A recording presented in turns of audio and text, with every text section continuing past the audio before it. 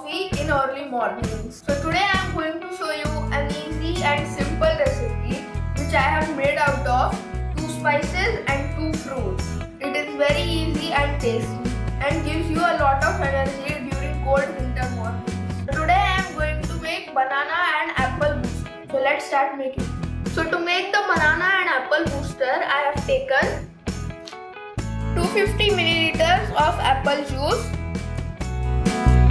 2 bananas which I have chopped and frozen, half teaspoon of cinnamon powder and 2 teaspoons of grated ginger. In the blender I am going to add the apple juice, the grated ginger and the cinnamon powder.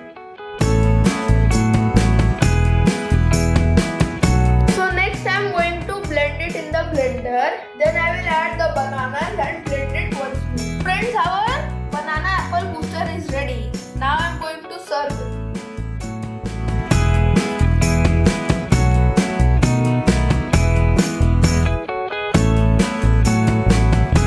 It is tasty. Friends, you should also try this. And if you like this video, don't forget to like, comment, share and also subscribe my channel.